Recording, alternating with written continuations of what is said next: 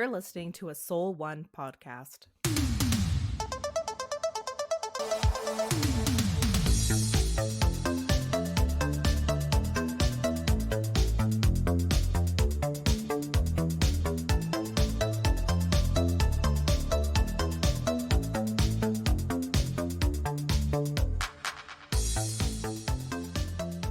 For a long time, it was if you say the Conjuring or the Conjuring universe, I come running.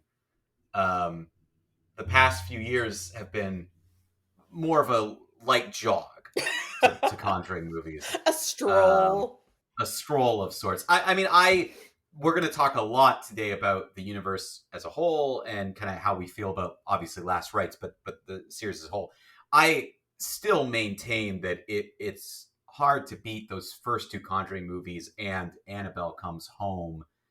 Those three movies, to me, remain scary, interesting, intriguing, really well crafted, really well done. I don't know how you feel, Taylor, about like your top ones, but when it comes to the Conjuring universe, those are the three that I think are the best, without a doubt. Hands down. And then I know the first Nun movie is quite controversial. Oh, yeah, I liked it. I liked it.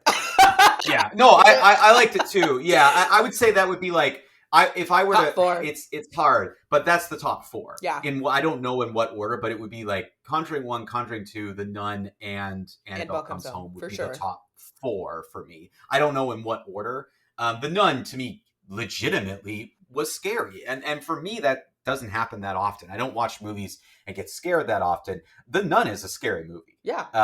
And I think it was really well crafted. So yes, thank you for bringing that up, because I absolutely agree. Cannot mention the Conjuring series without mentioning The Nun. But it's I don't know, Taylor, it is the end of an era here. Like we're in such an interesting situation that this series that has been with us for a long time. I mean, it's been a big part of our podcast. Yeah. Right? Like we've really been talking about this since the beginning of our podcast too. And The Conjuring is kind of coming to an end. There's been so many movies, some great ones, some not great ones, but it does feel like kind of an end of an era here. It kind of, so for, Mike just dived right in. This is our Conjuring Last Rites episode, our long-awaited. Hey, read the title, everybody. You're going to download the podcast, read the title. You know what this is about. What do you want? People say skip, review, skip to right into 60 minutes. Yeah. Yeah, so for those who don't read the liner notes, we are talking about The Conjuring Last Rites, which is... I feel, yes, Mike, you're right. This is the end of the era, end of an era. But I wonder, speculating, is it the end of the era in the sense that, you know how Marvel has like chapter 1, chapter 2, like whatever? Phases. Yeah, phases. Yeah. I feel like we're ending one phase of The Conjuring. And really, they're setting us up for the next phase. That's how I feel. Really? Yes. Interesting. Okay. So you think there's going to be some kind of continuation of the universe. Continuation in some capacity. Yes. Okay. Interesting. And so this is a good time for me to ask you, are we going to do some light spoilers?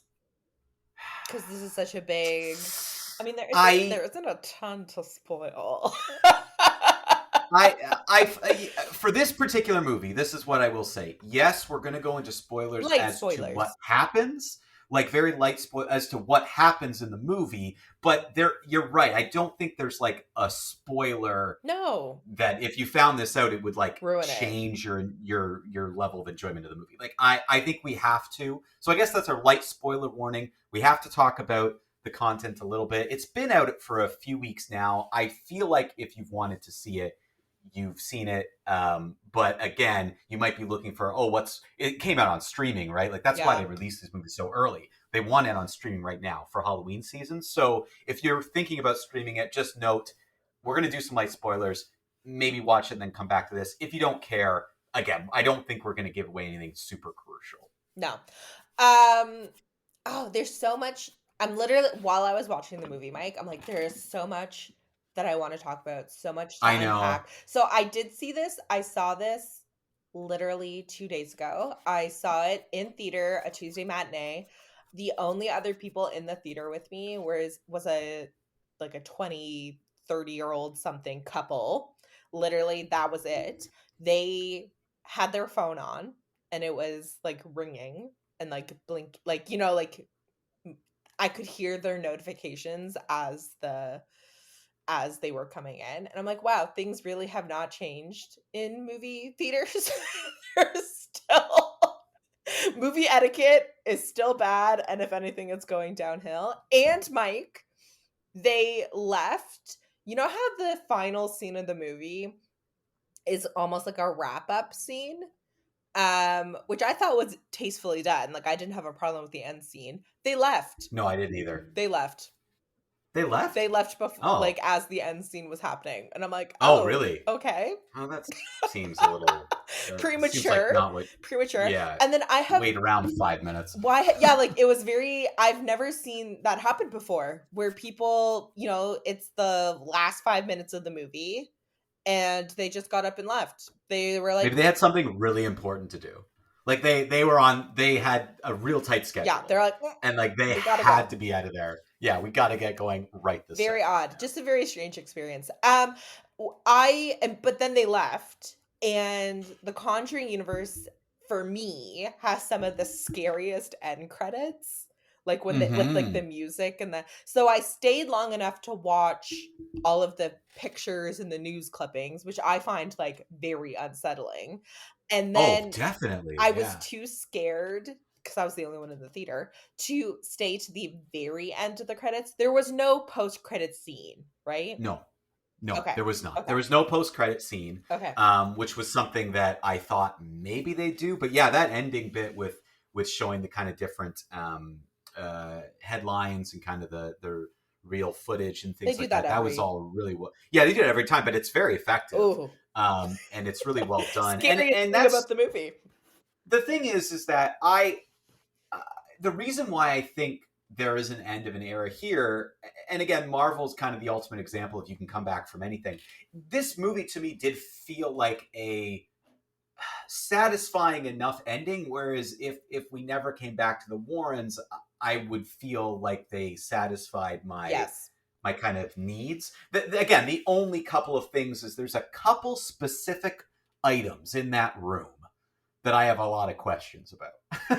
Right? Like there's just like the samurai suit as one example, where I'm like, where's that movie? And I realized that they collected over time, so it'd have to be a prequel. But I got to tell you, those two actors they cast as the younger versions of Ed and Warren were fantastic. Yeah. And I'm so glad they didn't do the de-aging thing. Bring those two people back and have them do like a prequel movie. I would be down to see like the early years. Yeah. So I agree with you, Mike. This is for those who aren't super familiar with the franchise, this has been set up as the end of the Conjuring universe, in the sense that I've read some articles. They're saying it's the end to Ed and Lorraine.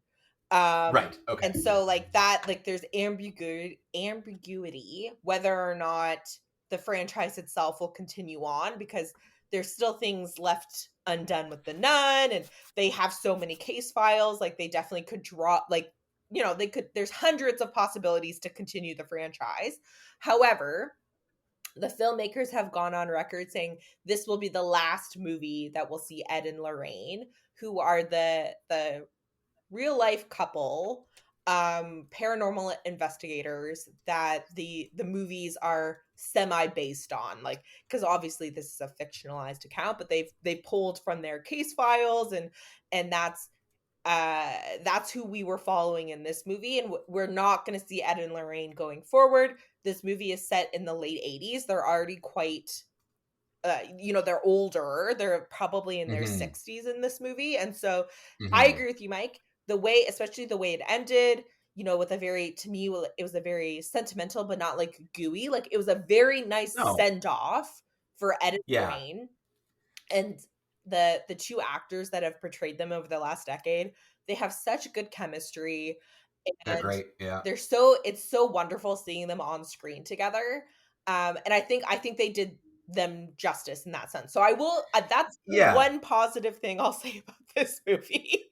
Yeah, like I think they, considering that I think The Devil Made Me Do It was a very downgraded movie from the other Conjuring films that I've seen, and really was not a great film overall. I thought the positive thing again that I would say about this is something very similar.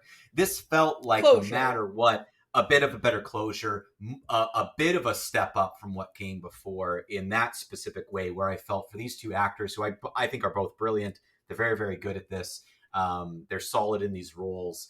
I agree with you. Their chemistry is great. To me, that just means they're phenomenal actors. Oh I yeah. mean, that's when you see chemistry like that, it's like, well, it's because they're so good.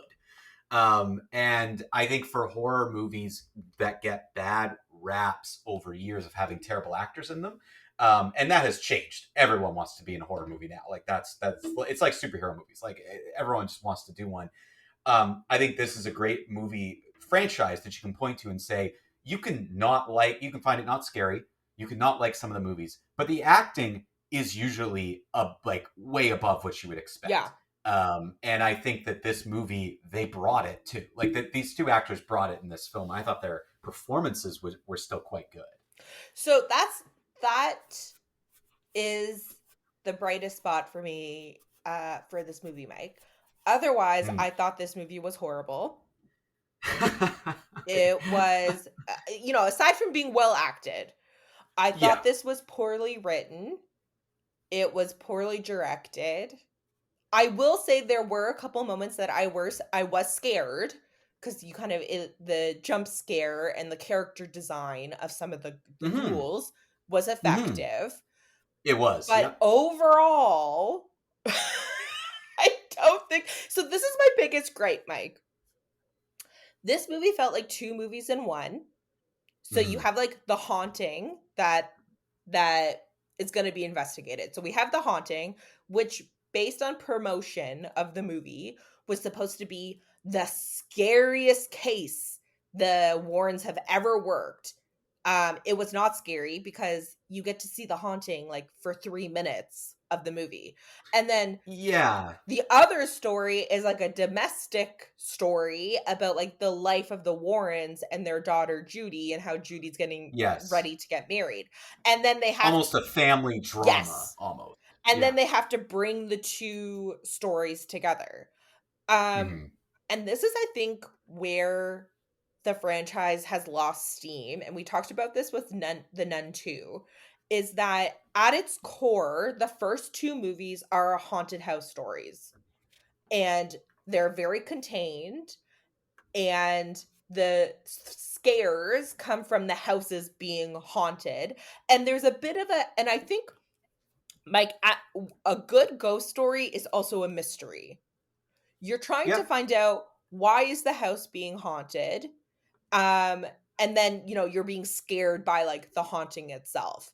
And I think after the second movie, but they return to it in Annabelle Comes Home, because that is like a fun haunted house story. Hmm. But Hmm.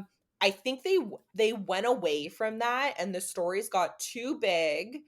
um and I think what I wanted to see in this movie is that they would have gone back to basics, and it would have been a classic haunted house story, and we're trying to find out why. I forget the name of the family, the Schmells or something. They have kind of a funny, Yeah.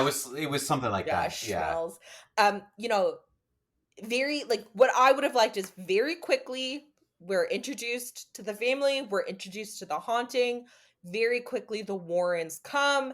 At some point, maybe there's a plot device to explain why Judy's coming to help, because that's where I think they're setting it up for the next chapter, Mike. Like they very much set it up that Judy and her husband are going to become the paranormal investigators. At least that's how I felt. Yeah. I definitely, I definitely think that they set that up in a way. I just don't know if they're gonna fall through with Right. that. Like Not, if it's not actually that, going to not that. happen. Yeah, like I think you're right. So there's the world of the movie. I think they set that up well. That's exactly what could happen. But I just don't think. I think that's to tell us, like, in our own minds, like Right. headcanon. Oh, and that's what happens next. Right. I don't think we're gonna hear from them again. Like that Okay. entire family. That's what I think. Now, I'm not. just the way it was. I'm like, I just don't know if they'll do that. That again, everything gets rebooted and changed, whatever. I would think that they would take some time before doing that, but there was just something about it that made me feel like I don't think we'll ever see this again. Fair. I think it's just for headcanon purposes of, oh, and what would happen To next give us is closure. they will go up to give us closure, because Yeah. that it felt very like closure. It's like, Right. and then they hand things off And they're and it goes happy from and there. it's good. Because we have to remember, in the real life, Warrens did stop around this time, so And you'd apparently be really Judy, making things up. apparently their daughter did become a paranormal investigator Okay, because that's what that I was just about to ask in you real if you knew life. that or not, because I didn't know. Because if that's the case, then maybe there are stories you could tell. But because one of the strengths of the Conjuring series is their ability to be like, this is based on true events, Yeah. is kind of a cool angle. And I think that when you deal with reality of people, you can't just be like, and then they came out of retirement years later. No, they didn't. No, it makes like, sense. they were done. I agree with you 100%. It makes sense that they've retired the Warrens. I guess I interpreted them setting up Judy a little bit more literally, but I can agree with you about, oh, it was just like a nice way to bring closure for the fans. Though I thought that actor was good who played Judy. Like I thought thought that the fiance was stronger. Yeah, yes. Oh, I agree. I think he was carrying the weight. I would watch a of it. franchise with him. Yeah, I thought he was really good. And what I liked about her is I thought her like demonic. Again, spoilers. When the thing is able to kind of take over her and stuff, like her ability to switch from kind of like Judy Possessed to the to demonic not presence possessed. and back. Yeah, was good, because I've seen that go wrong. Oh. In other movies, and I thought that she did a good job there. But I do agree with you. I thought the fiance was stronger. I thought he carried more of the weight, and he did a very good job. He was very good. The role was interesting. He was very good. So I don't. Yeah, I would not be disappointed if in a couple of years they're like, and we're bringing these two actors back and we're going to do a story with them. I'd go see it. Sure. I wouldn't be disappointed. I think I'm more interested in, give me a movie with those young.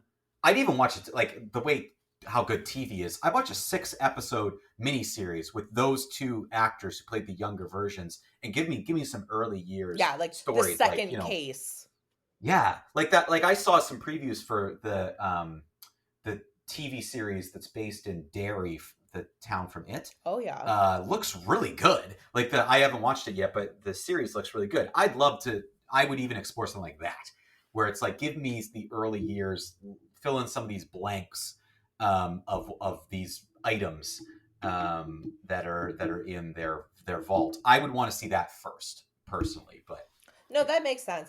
I wanted to go back to the based on a true story and some of the major gripes I have with this movie. So we know, like, if whether or not you believe that they actually encountered ghosts or if they were hucksters, the reality is they base their career as paranormal investigators, the Warrens. So whether or not you think the cases actually happened as were reported, that's like up to your own personal opinion. yeah, But definitely. they do have, there's public record of them doing these investigations. And that's what, Mike, you're right. That's where some of the allure of this universe comes from, is that they're based on, documented things. Like, people might not know, the Amityville Horror movie is actually, it's not within this universe, but it was investigated by the Warrens in real life. And that's why, one of the reasons why the Amityville Horror is so scary, right? Especially not the remake with Ryan Reynolds. No, with Ryan Reynolds. No, the original you're talking about, of course. Yeah.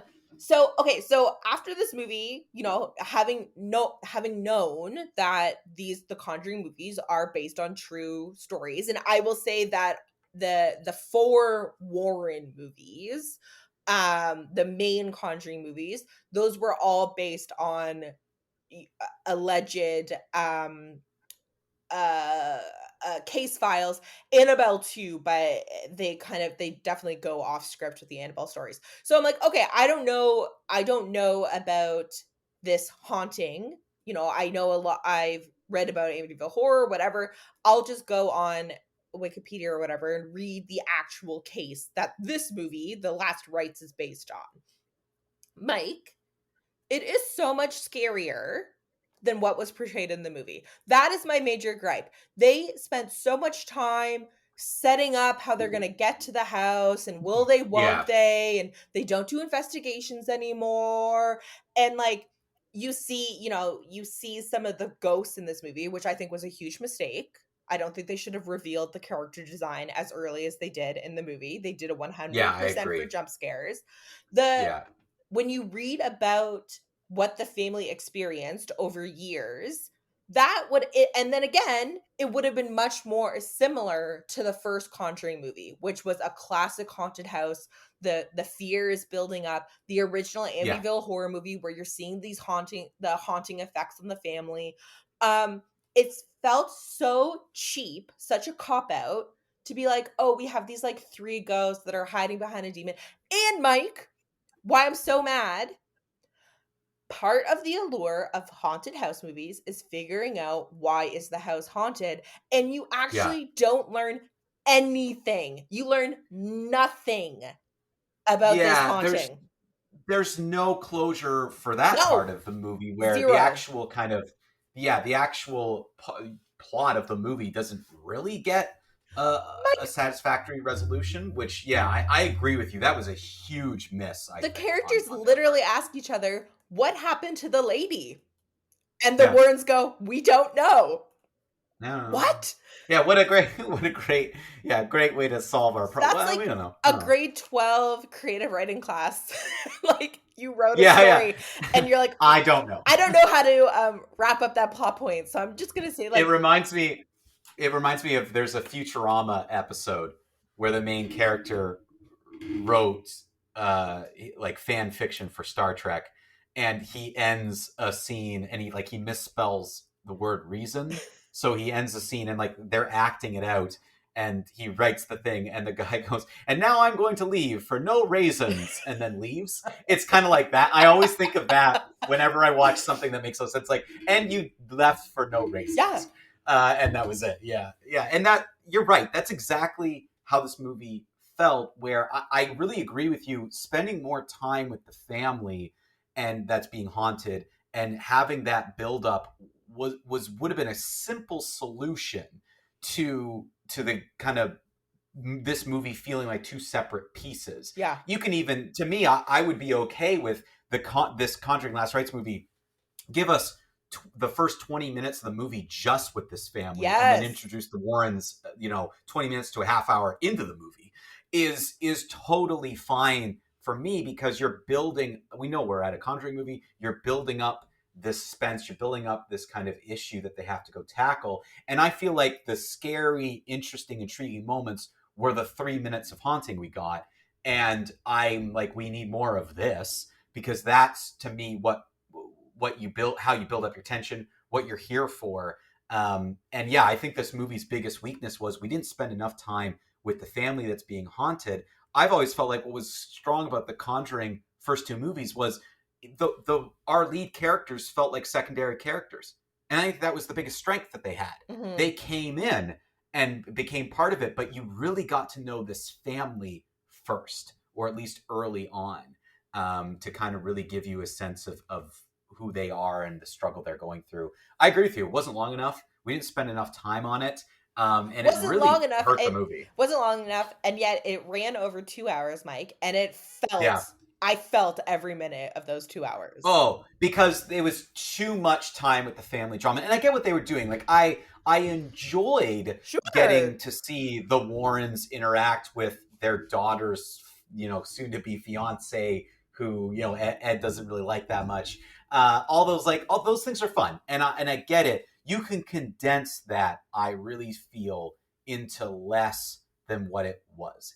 To me, it felt too long, too much, and you could have easily cut time there. I don't mind 2.5 hour long movies as long as it doesn't feel like it, which you're absolutely right. And I think we needed to spend way more time with the family being haunted. And it's such a simple solution, right? Like, if you just restructure the movie, spend more time with them, hide the monster and the haunting a little bit more, and give us a little bit of a reason how everything gets closed off, this movie elevates in a big way for me if you just do that. Because they did the family stuff well. they did a good send off with the Warrens. Well, they have good actors. Even I thought, some of the children from that family were actually decent. Yeah. Like a couple of them were for children actors. I'm like, this is you're legitimately showing us fear, and it works. So you have all these great pieces, but again, when you hand off your movie to the person who wrote and directed La Roma and the last Conjuring movie, and all the movies we hated, which is who this person is, this is what you get. It Like was just, I couldn't believe when I saw that they were giving it back to him again. I know, it was a garbled mess. And Mike, this movie was set, so, they're already going off script. They're using like the barest bones of the true account. So this movie is set, I think, in like 1986, 1987, height of the Satanic Panic. Why the whole thing with the mirror, and it was so sloppy because they wanted to be able to connect the Warrens to this haunting in like a very like roundabout way, and so they used this plot device of the mirror. I would have 100% got rid of that.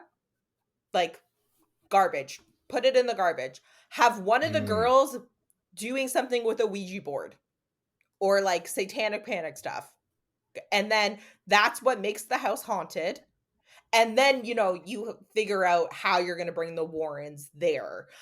You're harping on the fact that they're retired, but still they had their friend, the priest, who comes to the house, right?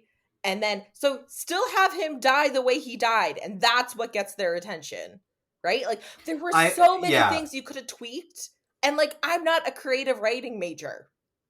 I've just seen a lot of movies. You're right, and that's where I always point to when we look at these films, and you and I can come up with simple solutions. That's bad because we're not qualified to be doing this. Not to be too revealing of what we're going to be doing for the next couple of weeks, but just it kind of makes my point here. The next couple of weeks, we're doing some Halloween themed episodes that really look back at some horror classics, or some even, I would say, unknown horror movies that do this very, very well. And I think one of the things that I'm glad we're doing that is, I think there's kind of something that's been lost in horror movies, where sometimes these Conjuring movies get kind of in over its own head, or overthink itself to be like as appealing to the broad audience as possible. Down.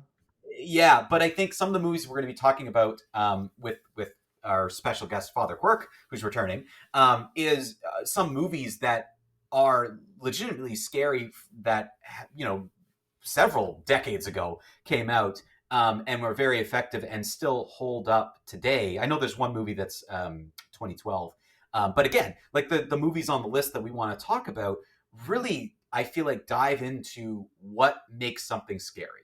Yeah. Which sometimes, like you said, hide your ghost, hide your villain, really appropriate, well-timed jump scares, not relying so much on jump scares and relying more on building atmosphere. Yeah, I feel like this movie could have made 5 or 6 small changes and would have done that better than it did. I agree with you. I got scared. There were some scary moments. A couple of jump scares got me. There's some good tension built. The movie had a little bit more for me than Devil Made Me Do It, in that sense, where I got a little bit more of that. But again, I've made this argument before, and I'll make it again. Being startled and being scared are two different things. And this movie startled me a few times, but still didn't really legitimately scare me, which is what I want. I want to leave with imagery in my head I can't get rid of. Like, that's what I want. So yeah, I was a little disappointed on the actual horror front of this movie. I didn't think, feeling like I didn't get that. I didn't think it was very effective. I didn't think it was a good ghost story. I didn't think it was a satisfying ghost story, and I didn't think it was that scary. I also, one of my other gripes, and it comes down to writing, Mike, is maybe I missed it in The Nun 2. And we talked a lot about, we felt closure. The only thing I didn't feel closure around was the nun plot line. I really thought this movie was going to explain the connection between Lorraine and the nun. Well, I mean, you wanna you wanna scare us, bring that nun back. That would be a way to do it. Also, I thought, or I know it was early reporting that we were going to see the lead actor from the Nun, who is of course the sister of the person who plays Lorraine Warren. I thought she was going to be in this movie. I thought there like they were going to have a connection. I thought I read an early report about that. So yeah, I was a little bit shocked that we didn't get anything connecting back to the Nun, even if it was just something Like a basic. But nod. I thought, yeah, no, I thought there would be something. So I was also very surprised that we got absolutely Is nothing. there more of a am I just not remembering properly? I feel like there's still so many unanswered questions around the nun. Or am I just not I remembering right? I've got to go back and rewatch The Nun too, to remember what was. I know The Nun itself left us with a lot of unanswered questions, and then The Nun 2 kind of continued the story from there. I'm under the impression there was more to solve and be seen there as well. I do wonder if, because it won't really have much to do with the Warrens in terms of that, will we get a Nun 3? Like, do you think that's possible? This is one of the highest grossing franchises. Like it's probably, I think it's safe to say it's the highest grossing horror franchise. I could be wrong, but it's also just one of the highest grossing franchises, period. Um I would be shocked, Mike, if they don't continue making movies in this universe only because it is still making money. But I haven't looked at the numbers. Like they definitely have been making less money movie to movie. Yeah, Um so it would be interesting to see, like, are they still making money, because I think as long as they're still making back their budget plus, they're going to yeah. continue to churn out these movies. As far as I know, this one did okay. So yeah, I think Um, I think there will be another Nun movie. yeah, I think the biggest thing with them, similar to kind of the Marvel issue, I think they need to just take some time away and think about Storyboard. storyboard things and how they want to get to. And again, not to pick on the guy, but this guy's a terrible director. So as far as I'm concerned, I also Fire think him. you need to fire him. You need to find another director who has James Wan's love of the franchise, who can really craft something interesting. Because James Wan is a fantastic director.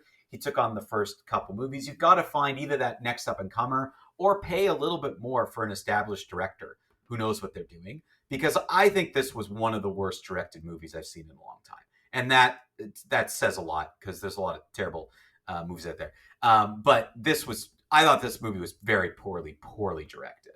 Well, the scene with the mirror, so stupid. Are you talking about like the last sequence with the When mirror? it's like going so fast. Yes. Okay. Yes. Okay. How I know what you're talking about. corny. Yeah. Yeah. It was corny and poorly done. And again, I think the credit I can give this movie, the acting is solid. Some of the jump scares work. Yeah, they're not Some of phoning the it in. moments, I mean, I no, will no, give the and actors that's that. They're acting as if they're in a real good movie.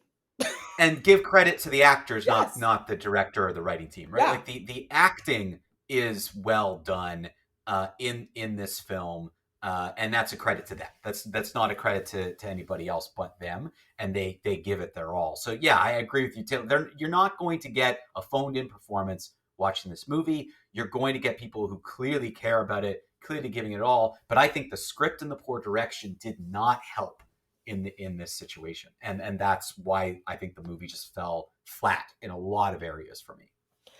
Yeah, Dan asked me an interesting question because I came home and I was like, oh, it was bad. He's like, were you disappointed? I think he asked me. And I said, well, and we talked about the trailer for this movie several months ago now. And I said it then. I said, the trailer looks a mess. If the movie is like the trailer, it's going to be a horrible movie. So my expectations were very low going into this movie. So I wouldn't say necessarily that I was disappointed because I was like expecting a great movie.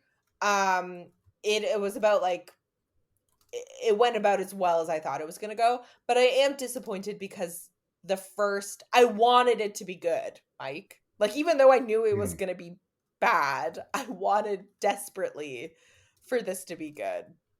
So that's where I'm Yeah, it. disappointed. I wanted more out of it. Again, I will still say that my kind of compliments about this movie are I did like it better than the last one, but that's just not saying much. I don't even So remember. I mean, I remember what it was about, but I could not even tell you what the movie going experience was like for me. I assume I rated it a skip it. But honestly, I couldn't even tell yeah, you. I cannot recall. Um, and I think we were both quite low on it, so it might have been a skip it. So I just can't recall what our ratings were, but let's give ourselves the ratings for this movie, and then I want to quickly wrap up our discussion just with a kind of wrap up our quick look back at The Conjuring. But Taylor, let's give our ratings here. The Conjuring Last Rites. What do you give it? Skip it. Is It pains me. it it pains me too. I'm gonna give it an airplane it Okay. because I do think the send off is good closure, Right. and I think that works. And I don't think I think there are enough intriguing elements and like a good performance of the guy who plays the fiance. Yeah. Um, those sorts of things are enough for me saying if I watched this on an airplane, I'd be like, oh, okay, at least I'm glad I saw it to kind of wrap things up, and now I can move on with my life. So to me, I'm going to give it an airplane it. Okay. Okay, so what I want to do quickly before we go is I just want to wrap up our conversation about the Conjuring universe itself. Taylor, as we were talking about our kind of top, I think we've kind of given these are really those top uh, four movies or so. If there is a direction that you would want to go in next, because I feel like I've given where I want to go, what would you want to do with the Conjuring franchise? Kind of looking back at what's been there before, moving forward, where would you like to see this go? Gosh, I'd love to see the remake this case like 10 years from now. Yeah. Just because again, like the source material is so scary. Like what again, whether or Mm-hmm. not you believe it actually happened, when you read the accounts, to me, they're like quite chilling. And so I would love to see them get back to basics, whether it's like you mentioned, Mike, like a prequel, you hire younger actors, or whether it's a reboot, but going back and like treating it like the the roots of like haunted house possession movies. You know what I mean? Mm-hmm. Like don't go huge on the CGI, don't go huge on the special effects, or if you are going to do special effects, make them practical. You know who would really a great do a great service to this franchise? I want to say name is Mike Flanagan, the guy who did Haunting of Hill House, Midnight Oh Mass. yes, yes. I think it is Mike Flanagan Yeah, who did. I would love to see him do a Conjuring movie. I would love to see it period accurate and like treat it very much like a haunted house possession movie. Like Yeah, as if you're making Amityville Horror, the original Amityville yeah. Horror. That's what I would love Yeah. to see.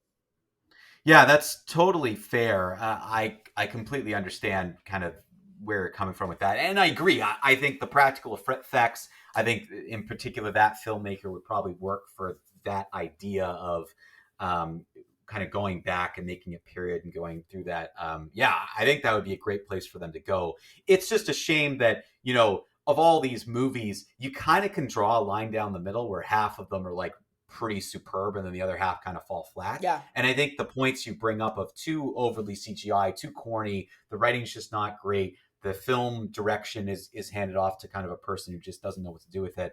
If you fix those little things, I'd be back in a heartbeat to see kind of anything from this franchise because I find it so interesting. One last thing, Mike, and again, I know I'm harping on this, that's because I'm so passionate about good horror movies and especially good ghost stories.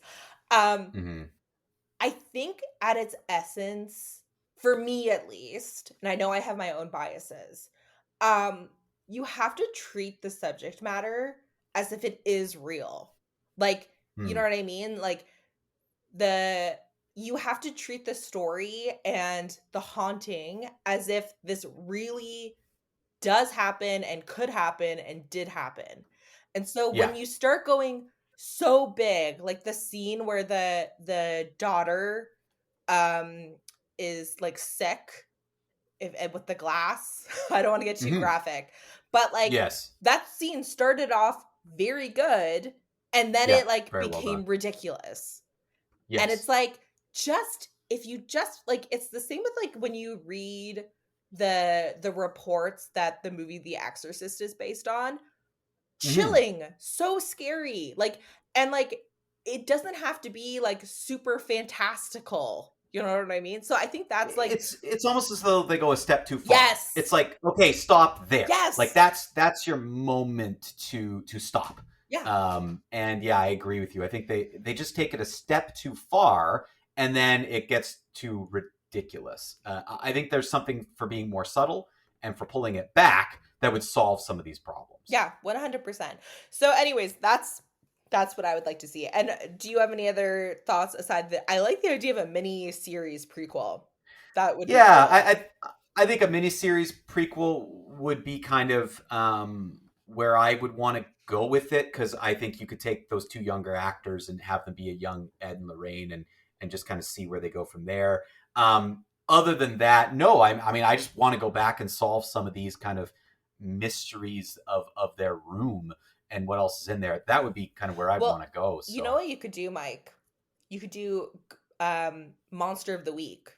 You could do, we could go old school. This is Dreaming. The show was made in the 90s, a 24 episode season. Each episode is a different monster of the week, a different, haunting, explaining one of the objects. And then each season has the overarching case. Yes. How sick would that be? And it would be funny. It'd be amazing. It would be scary, but I think also there's such humor and warmth if it was cast well with Lorraine and Ed. Like, they would also be still funny, and there would be comedic relief in their relationship. That would be chef's kiss. Oh yeah, it would work to kind of expand this particular I think this particular kind of movie into a franchise like that, into a series, because you've got other things to pull from. You've got rich and interesting characters. That kind of early, it's exactly what they're doing with the It series, where they're focusing on the town of Derry and things that happened before. That's really interesting. Like, if with the golden age of TV, they could do it really well. I would be down for that in a heartbeat. So yeah, I agree. I think that would be fantastic. Hollywood, give us a call. Yeah, we're available. All right, well that wraps up our Conjuring talk. It's sad to see it going away, but it'll be nice. It was a nice send off, and again, the movie quality has been dropping off pretty rough. So we'll take a break from the Conjuring, but again, if a Nun movie comes out, if other Conjuring movie comes out, I'll be there. So yeah, it was definitely great to at least see them one last time for the Conjuring Last Rites. Thank you so much, everybody, for listening. Father Quirk will join us once again next week for a bunch more Halloween stuff. We've got 2 really fun Halloween episodes coming up, leading up to kind of the big day. And we'll talk about maybe other horror movies we plan on watching on Halloween, because Taylor, I'm going to watch a million of them. So we'll be back with all that next week. Go see some movies. Thank you for listening to You Had Me at Skip It, a Soul One Arts Inc. podcast. This podcast is produced by Mike Shepard and Austin Spinner Summer. It is a project of Soul One Arts Inc. To learn more about Soul One and all the great work that Soul One is doing in the arts community, especially in film, theater, and other performing arts, visit soul1arts.ca. You can contribute to this podcast by visiting soul1arts.ca and going to the podcast tab. You'll find all the information on You Had Me at Skip It and how you can get your questions read on air each week. Thank you again for listening.